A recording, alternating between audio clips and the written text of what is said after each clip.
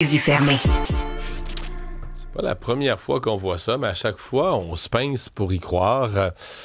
Des gens qui s'amusent à rendre extrêmement dangereuses des friandises de l'Halloween. Michael Prince, notre prochain invité, est un père de famille qui a trouvé une aiguille insérée dans un bonbon d'Halloween. Bonjour, M. Prince. Bonjour. Expliquez-nous comment vous avez découvert ça, parce que c'est une aiguille, carrément?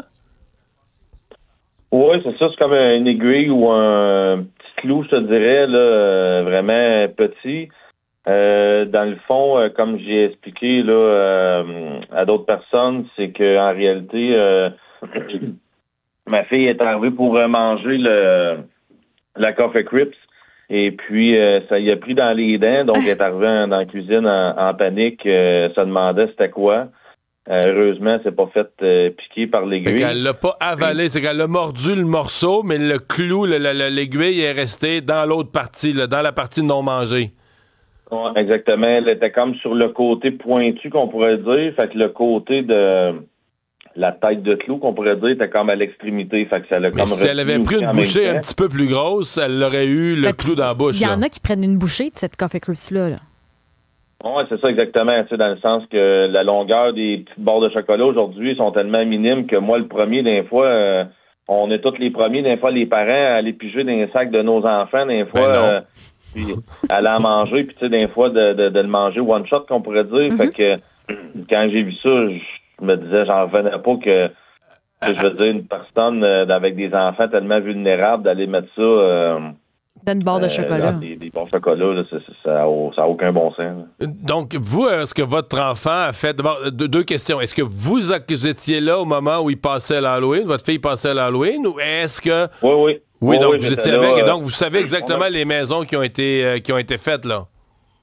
Oui, c'est ça, sur la rue Le Cavalier, dans le fond, ça a été fait à Saint-Majorique de Grande-Tame, au nord de Drummondville. C'est un petit village, là, tu sais, je te dirais que c'est toutes des personnes... des familles là, qui sont là. Mon but étant pas non plus d'accuser des gens non plus sur la rue Le Cavalier, parce que au contraire... Non, mais là, monsieur Prince, je comprends que vous voulez pas accuser des innocents, mais il y a un cave sur la rue, là. Ben, ça peut-tu venir de la rue? C'est comme mettons, je pourrais dire, comme la Sûreté du Québec a dit, en réalité, c'est que oui, ça peut être un parent, mais ça peut aussi venir d'un jeune mal intentionné dans un magasin qui aurait planté ça, exemple, d'une Coffee Crips, puis que les parents auraient acheté ça sans le savoir et auraient redistribué ça, tu sais. Fait que c'est pour ça que je laisse... le bénéfice du doute. Est-ce qu'il y a eu d'autres cas dans votre secteur? Est-ce que vous avez entendu autre chose à ce sujet-là?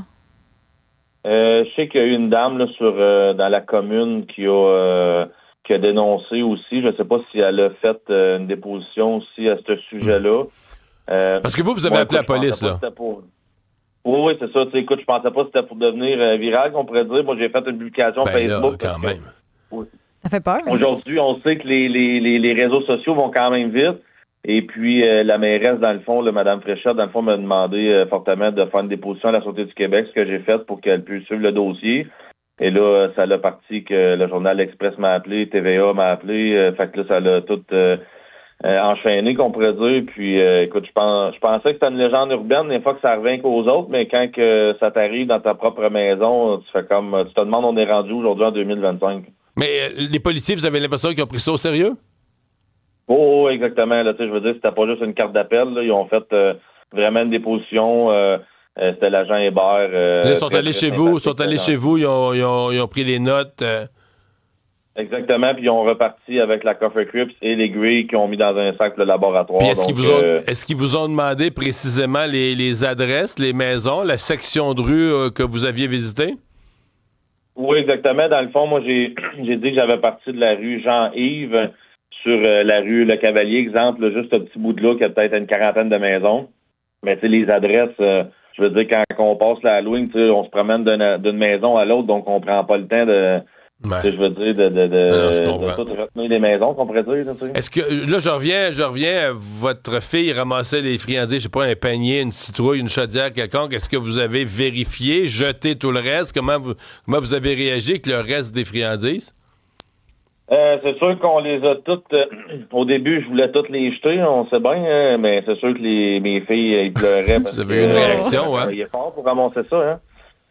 Fait que c'est sûr qu'on les a toutes vérifiées un à un. En partant les barres de chocolat, on se cachera pas que j'avais plus vraiment l'intention d'en manger une. Donc, toutes les barres de chocolat, je les ai jetées. Toutes les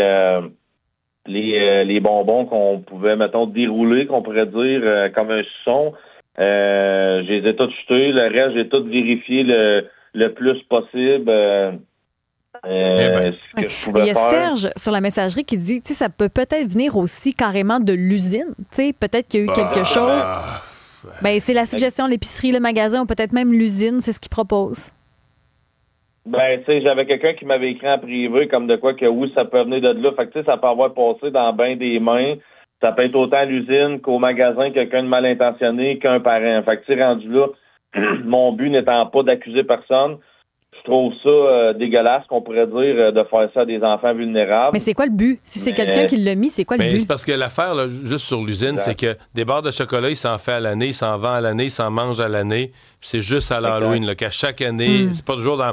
Chaque année, il y a un endroit quelque part au Québec où cette affaire-là arrive. Donc, excusez-moi, mais c'est difficile de pas penser qu'il y a des gens qui, à l'Halloween, mal intentionnés, s'amusent à mettre en danger la santé des enfants. C'est quoi l'objectif de ça? Parce que t'entends pas parler de ça au mois de mai et au mois de juillet. Là. Non.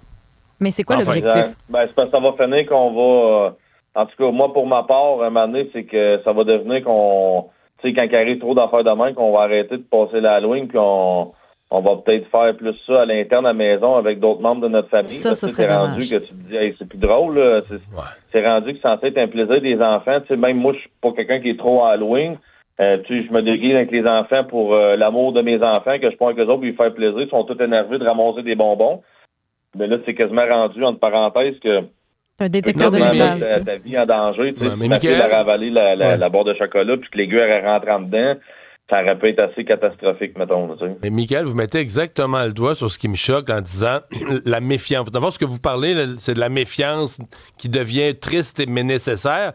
Mais c'est dans plein d'affaires. C'est que des petits nombres de la population gâchent la vie des autres parce que c'est aussi vrai que la fraude, là. C'est rendu, le téléphone sonne, les gens ont peur. Les gens, tu sais, les gens plus âgés reçoivent un courriel, ils ont peur parce qu'un petit nombre s'amuse à voler, à faire de la fraude. Donc là, t'es rendu que t'as peur quand le téléphone sonne. Mais c'est tout ça, là, t'es rendu que tu as peur de l'Halloween.